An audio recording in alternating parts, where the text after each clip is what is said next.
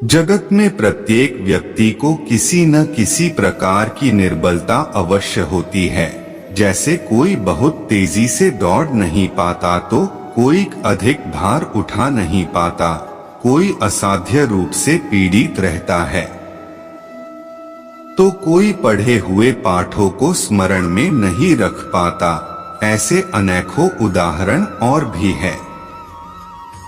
क्या आप किसी ऐसे व्यक्ति को जानते हैं जिसे सब कुछ प्राप्त हो और हम जीवन की उस एक निर्बलता को जीवन का केंद्र मानकर जीते हैं? इस कारण वश हृदय में दुख और असंतोष रहता है सदा। निर्बलता मनुष्य को जन्म से अथवा संयोग से प्राप्त होती है, किंतु उस निर्बलता को मनुष्य का मन अपनी मर्यादा बना लेता है।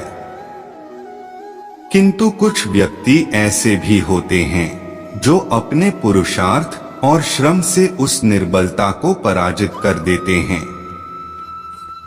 क्या भेद है उनमें और अन्य लोगों में?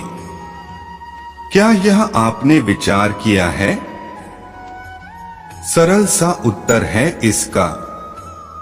जो व्यक्ति निर्बलता से पराजित नहीं होता, जो पुरुषार्थ करने का साहस रखता है, हृदय में वो निर्बलता को पार कर जाता है। अर्थात निर्बलता अवश्य ईश्वर देता है, किंतु मर्यादा मनुष्य का मन भी निर्मित करता है। स्वयं विचार कीजिए। भविष्य का दूसरा नाम है संघर्ष।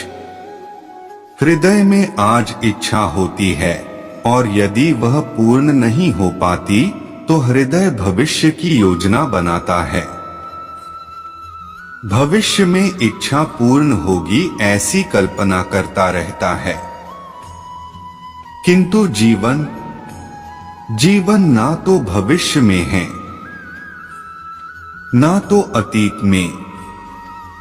जीवन इस क्षण का नाम है, अर्थात इस क्षण का अनुभव ही जीवन का अनुभव।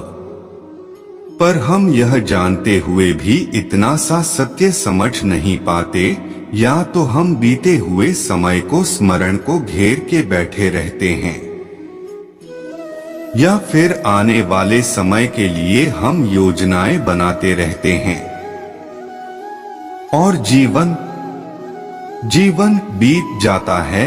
एक सत्य यदि हृदय में उतार ले कि ना हम भविष्य देख सकते हैं, ना ही भविष्य निर्मित कर सकते हैं।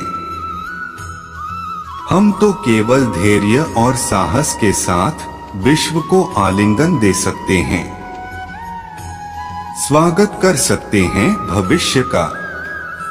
क्या जीवन का हर पल जीवन से नहीं भरा जाएगा? स्वयं विचार कीजिए। ध्यान प्राप्ति सदा ही समर्पण से होती है, यह हम सब जानते हैं। किंतु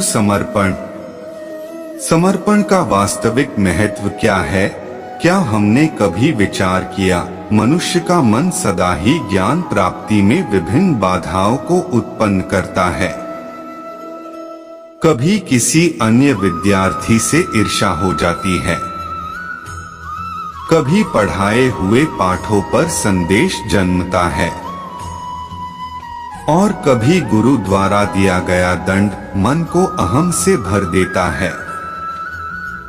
नहीं, क्या ऐसा नहीं होता? न जाने कैसे कैसे विचार मन को भटकते हैं, और मन की इसी अयोग्य स्थिति के कारण हम ज्ञान प्राप्त नहीं कर पाते।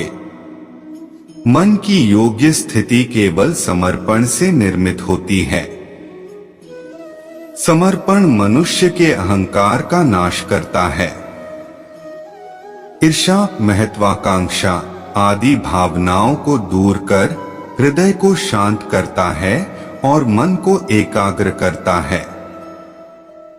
वास्तव में ईश्वर की सृष्टि में ना तो ज्ञान की मर्यादा है, ना ज्ञानियों की, गुरु दत्तात्रेय ने तो गाय और स्वान से भी ज्ञान प्राप्त कर लिया था, अर्थात विषय ब्रह्मा ज्ञान का हो या जीवन के ज्ञान का, या गुरुकुल में प्राप्त होने वाले ज्ञान का।